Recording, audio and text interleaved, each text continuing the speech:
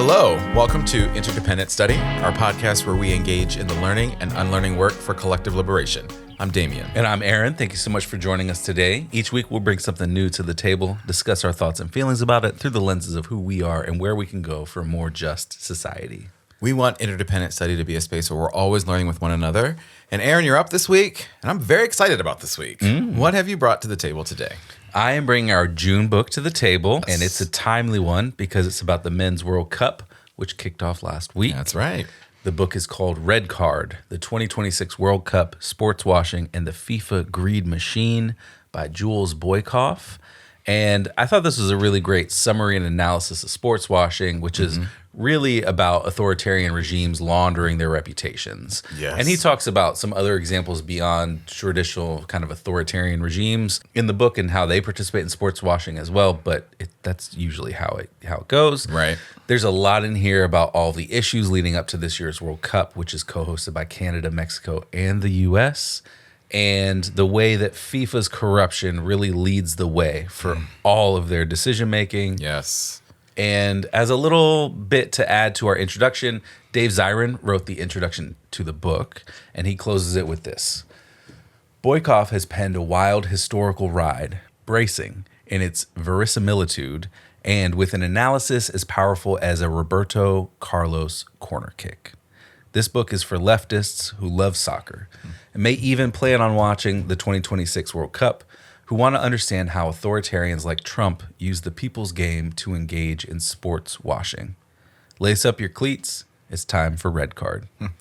And I appreciate the complexity in that. We can understand how the game gets used by FIFA and authoritarians, and we can still enjoy the beauty of the game. Right. And fans coming together to enjoy the sport, which there have been a lot of heartwarming stories so far on social media about people just enjoying one another's company and seeing different cultural pieces come to life outside of where they come from. Right. And so those have been fun, heartwarming stories to see along the way of people interacting with one another. And it has this really, really awful backdrop of FIFA, the United States, and all the politics it took to get us to this moment in time. Absolutely, yeah.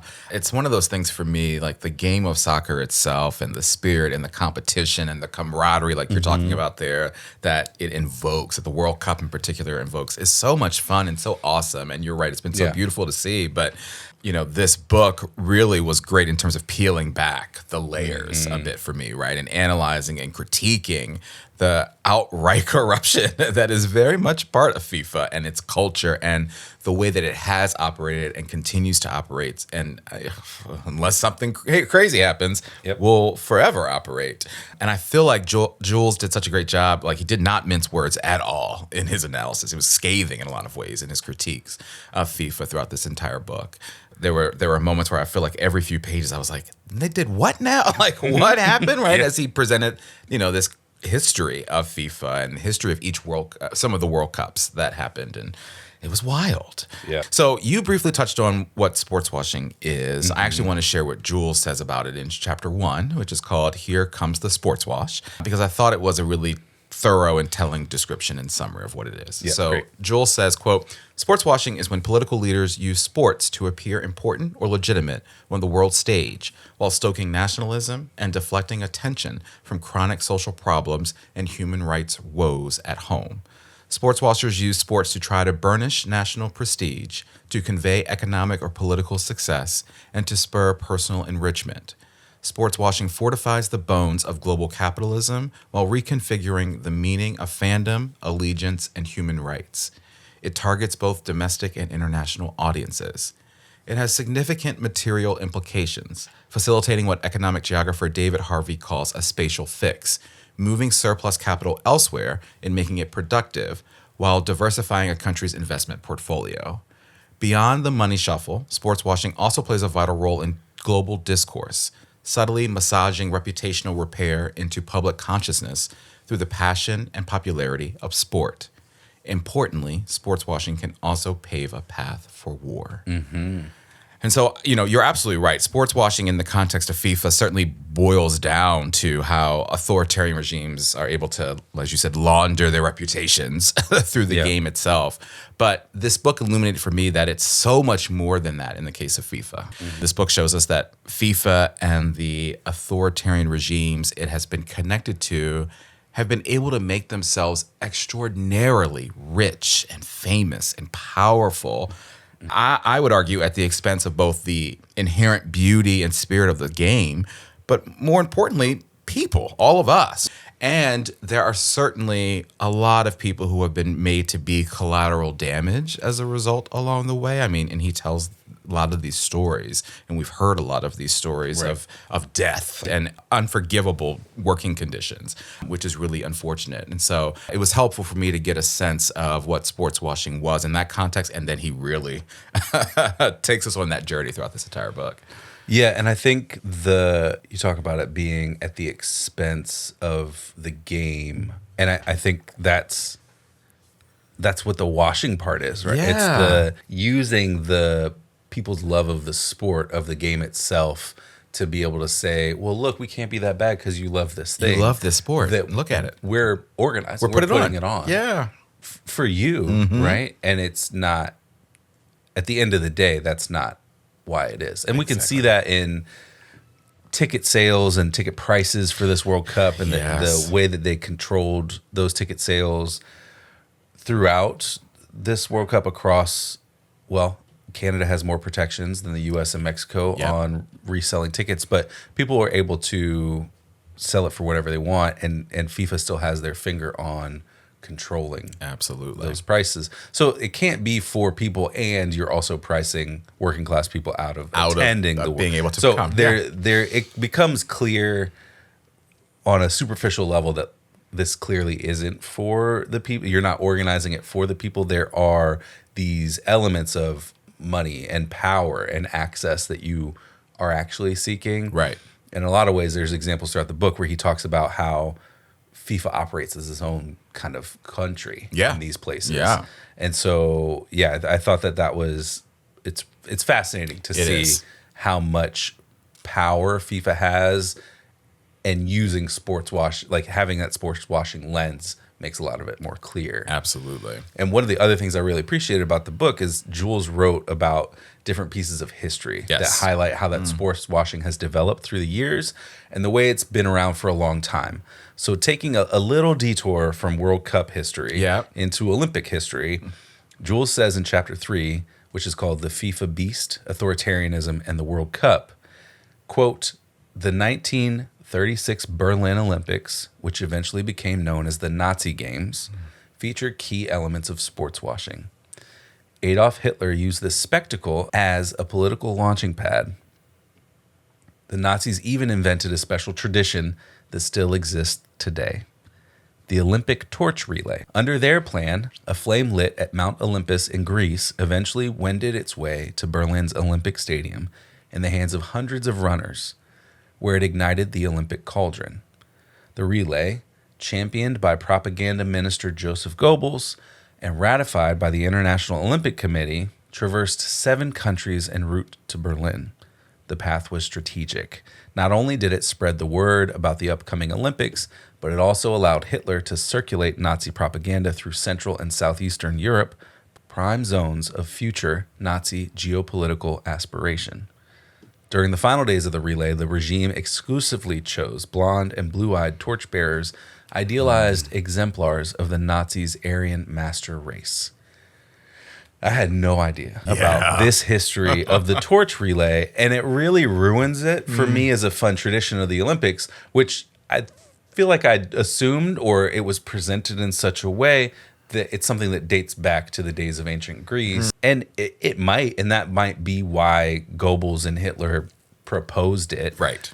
But in this context, it really just spoils it. Absolutely. And I guess we can add it to the list alongside sales tax and school vouchers of things that don't seem racist on their face, but fundamentally are very racist. And so bad. Yeah. Yeah. That was such an insane story. I remember a few days ago, you asked me if I had gotten to this part of the book, and I hadn't yet. But when I did, I was like, oh, I see why you brought that up. That is wild. Yeah, it definitely puts a sour taste in my mouth thinking about watching the Olympics and the opening ceremony moving forward. It's just crazy.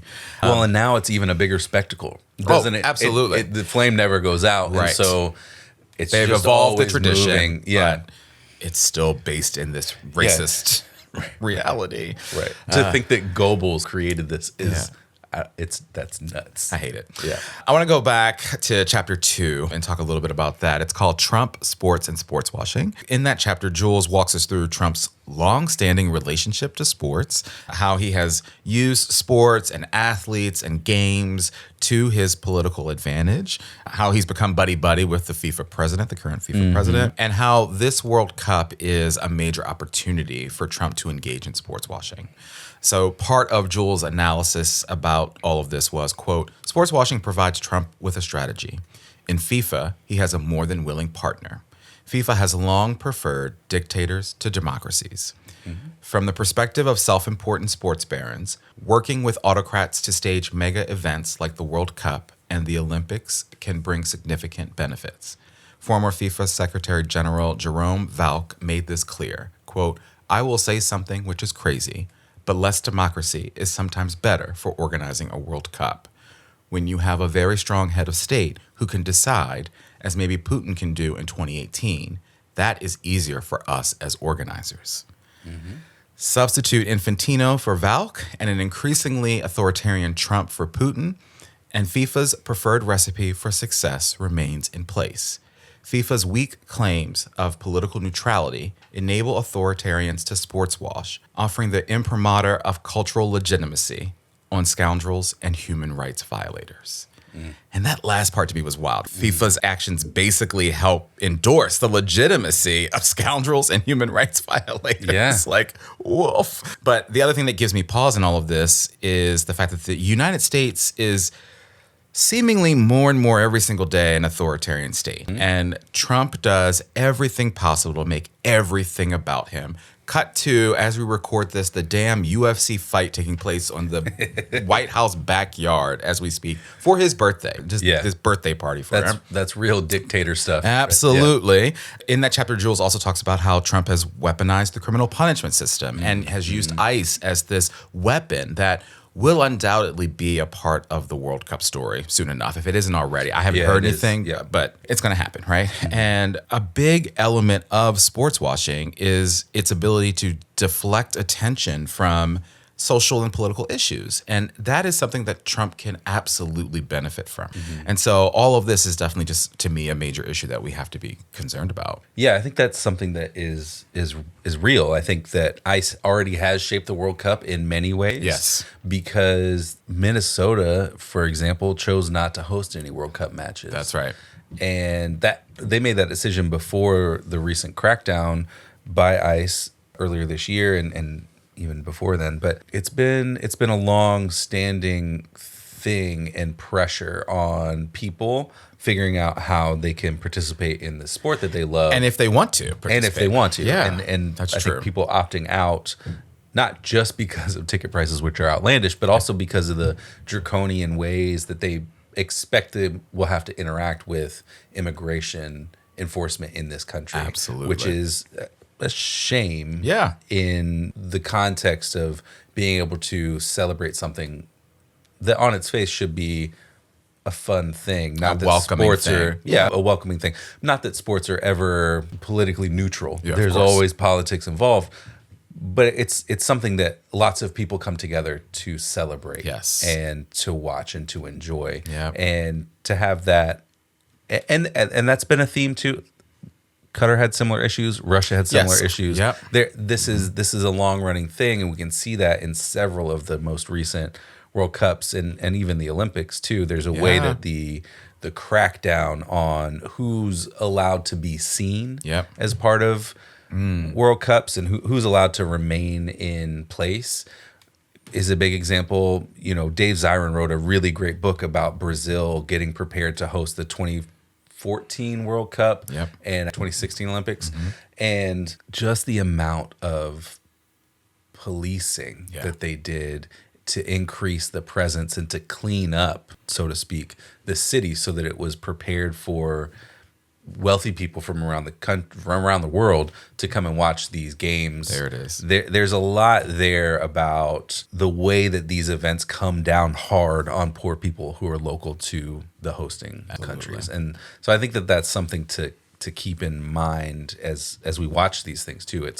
It's a running theme of how these events are organized and how they run, which is why they're attracted to autocracies who can have that hierarchical control of law enforcement to say, no, this is what we're doing and this is why we're doing it. And make it happen. Absolutely.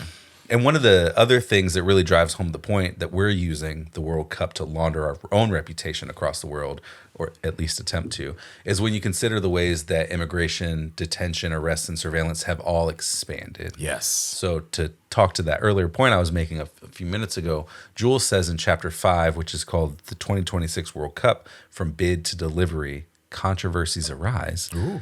Quote, ahead of the World Cup, the Trump regime is constructing mega detention centers while willfully conflating activists and terrorists and constructing a domestic terrorism watch list. Indefinite detention and family separation are commonplace, as is the presence of the military on the streets of U.S. cities. We've seen rapid normalization of abuses we once associated with authoritarian regimes or the old Iron Curtain countries, wrote policing expert Radley Balco. It's now routine for masked, unidentified government agents to sweep people off the street and whisk them away in unmarked vehicles to detention facilities far away without notifying their lawyers or families. Some are even sent to third countries where they have no ties whatsoever. People are also being explicitly targeted for their political opinions, their activism, or their journalism. And we've talked about different aspects of this, but one of the things that continues to be clear is that this regime under Trump can use the pre-existing structures of surveillance in the Department of Homeland Security that was built up in the wake of 9/11 to redefine what terrorism means in order to crack down on whoever they want. And we see this in NPSM 7 and the directives from the DOJ that label stuff like anti-capitalism or extremism on migration, race, and gender, or that oppose, quote, traditional American views on family, religion, and morality as terroristic beliefs. Yeah. And if they think they can do that, then they can use an event like the World Cup however they want to expand that surveillance, to expand that police state even further. And they're refusing visas to referees and players. That's another way that this has impacted the game. Yes. They're going to detain people. Mark Wayne Mullen, I think, promised that ICE would be at every match That's true. that's held in the U.S. So there's ways that this is going to continue to expand. They're going to intimidate journalists who have been critical of the U.S. or of FIFA. All of this is going to happen, and it's all part of the backdrop of us hosting this event this time around in 2026. Yeah. Thank you for making it clear. Like, it absolutely has already impacted the game. You're right, in so many ways. And it's so scary for everyone. And so it's another reason why I just appreciate this book for bringing these issues to light as the World Cup is actively happening. You mentioned some of the previous World Cups, so I actually wanted to chat a little bit about something from chapter 4. That one's called Sportswashing and the World Cup in Russia and Qatar. So Jules says at one point, quote, sportswashing activates multiple ping points on the political infrastructure of global capitalism. It also thrives on illegality, ethics-free accumulation, personal enrichment, and cults of personality. The Russia 2018 World Cup makes this crystal clear. To mark the fact that Russia was hosting the 2013 World Youth Athletics Championships, the Sochi 2014 Winter Olympics, and the 2018 World Cup, Vladimir Putin declared the 2010s as the country's decade of sport. The Trump administration later repurposed that exact same slogan to connect events spanning the 2026 World Cup, the Los Angeles 2028 Summer Olympics, and the 2034 Winter Games in Salt Lake City.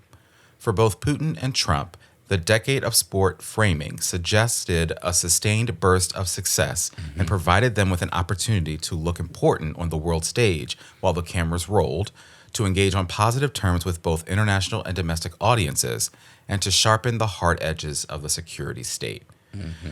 And so then from there, like Jules goes on to talk about how after the 2014 Sochi Olympics, Putin's approval rating skyrocketed to this all-time high. And then he immediately invaded the Crimean Peninsula, annexing it from Ukraine. And his authoritarianism intensified from there, and the human rights violations that occurred in the years to come. And at the same time, were just insane. And I think this is important, specifically Jules's work to connect what happened with Putin to what is happening right now with Trump. It's the same playbook, right?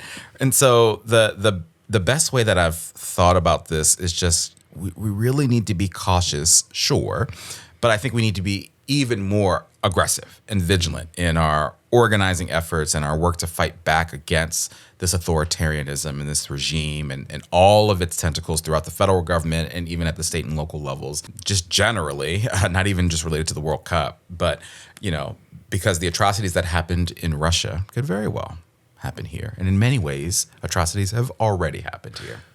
Yeah, and I think that there's as Jules talks about, there's a way that consent is manufactured through big public events like this to allow for the expansion of all kinds of things. Yeah. Police state, the reduction of rights, all kinds of stuff. Absolutely. And he talks about that in that example beyond just the invasion and annexation of Crimea. Putin also implemented some rollbacks for human rights, I think, at the same time. So there's all of this way that all of this stuff happens, and it happens under the shroud of or on the wake of or right before these big moments that generate a lot of pride in country and pride of place for people to say, well, I don't want to be distracted by there it is. These things. So there's all kinds of ways that this happens, and the reasons for why it happens is really clear in terms of sneaking things in under the radar. Absolutely. Watch your soccer and don't worry about what's happening here. Yeah. Aren't these games cool? Yeah. Yeah.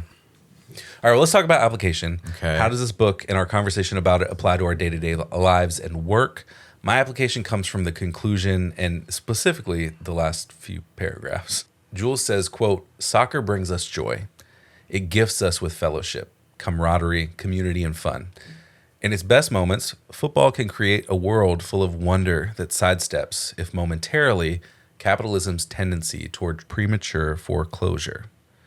Football can be transformative. It is powerful, but that power arrives with responsibility. And FIFA, as overseer of the global game, has failed in its responsibility, dulling football's rich palette and replacing it with a capitalist hellscape. But the battle is far from done. I think the grassroots are really the stewards of the game, and FIFA is the cancer of the game," said Victor Quintero, the organizer with People's Football in Los Angeles. "It's up to working class people to revive the spirit of what football is. For Quintero, football means fight back. People's Football uses football as a site of struggle because it's such an international sport. It gives us an opportunity to agitate and to highlight the contradictions. So, the 2026 World Cup gives us an opportunity to say no, but also to say yes. We're living a pick-a-side moment in history when one must choose democracy or authoritarianism.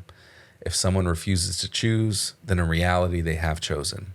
To that battle, I say game on." And I love this as a conclusion because it really pulls at the tensions between what the game actually is. Yes. And the game is a historically big piece of working class culture around the world. Right. And the way that FIFA has bastardized that and taken advantage of it in order to create the capitalist hellscape, as Jules calls it, that of the game that as it exists today. And FIFA's done that. Giant clubs in Europe have done that too. Yeah. It's happening in the US with MLS. There's all kinds of ways that capitalism as an economic system is creating that hellscape, and it's being helped along. It's being shepherded by organizations like FIFA. Right. And so it's become clear that it's not an uncomplicated thing to just engage with and watch the World Cup. There's there's always politics along with it. And the same goes for any kind of sports in the United States or anywhere around the world. There's always some kind of unsavory note in that chord of watching that sport. And so I think that's I appreciate his struggle with it. Yep. And his desire to see the people kind of take the sport back. Yeah. In a way. And I'm intrigued to see how that evolves and what happens with that. Yeah, especially as we watch this World Cup unfold. Yeah, I love how he closes it there. To that battle, I say, game on. Let's go. Yeah, I appreciate that application, Aaron. That's good stuff. My application actually also comes from the conclusion, and it's actually just before that part of the conclusion, I think, that you just shared. I think it's another rationale for why this call to action that Jules offers in this book is so important. And it's also a reminder of the opportunity that we should all consider. And many of us have already acted on it. So Jules says, quote, paradoxically, the weaker Trump gets, the more dangerous he becomes. The lower his approval rankings sink, the more he leans on the power of sport to pump up his popularity. However, there is no guarantee that this strategy will work. Sports washing and all the media attention it brings opens up possibilities for pushback, exposing cracks in the shimmering spectacle of power that can be exploited by savvy activists and people of principle. Recognition of sports washing's power is the first step towards its resistance. I just love that. We've got to recognize that this is happening, which I think this book did an excellent job in helping us to do. And now we've got to intensify our resistance to it, full stop. Yeah. Yeah, I think that making that stuff clear of how these systems work, I think that's one of the key lessons that from a lot of the stuff that we've read over the years, read or watched, is understanding how the systems work is the first step in understanding how you can unravel them or undo them in some way. Absolutely. All right, well, let's talk homework. Okay. What do we want to do to continue our learning and unlearning work beyond our conversation today? Throughout the book, Jules references Fair Square, which is a nonprofit organization whose mission statement is, quote, we combine thorough, hard-hitting research with impactful advocacy to promote systemic change and stop human rights abuses. And they focus on exploitation of migrant workers, political repression, and accountability in sport, all of which seem to be directly about FIFA in some way. Yeah. They seem to be an organization that exists to hound FIFA based on those particular focus areas. I think it'd be great to learn a little bit more about their work and the reports they've released that Jules references throughout this book. Yeah, absolutely. What about you? I think that's great homework. I'd love to learn more about Fair Square's work. I was also thinking it would be great to check out more of Dave Zirin's work as well. You mentioned at the jump that he wrote the introduction to this book, which was definitely a great kickoff to the book. But yeah, I feel inspired by all the sports and World Cup talk to see what more Dave has written about the World Cup separately from this introduction and just to continue my learning from him. Yeah, there's another article that he wrote with Jules Boykoff at some point relatively recently. Okay. And so that's referenced a couple times in here too. Yep. And yeah, Dave has written a lot of great stuff. We also watched his documentary about the NFL, Behind the Shield, a few years ago now, which was great. Yeah, absolutely. All right, well, that's it for our conversation today about red card, stuff to think about as we watch the World Cup this year. Helpful to know. Always helpful to know more about the corruption behind the thing that you're watching on TV. Absolutely. All right, and Damien, you're up next time.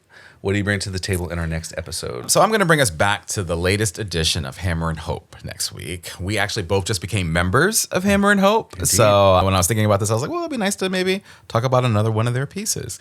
And so the article I'm bringing is called The Martin Luther King Jr. We Don't Know. It was written by Gene Theo Harris. And the tagline to the piece is, quote, his work with gang members in Chicago shows how much he valued the part played by young people in the Black freedom struggle.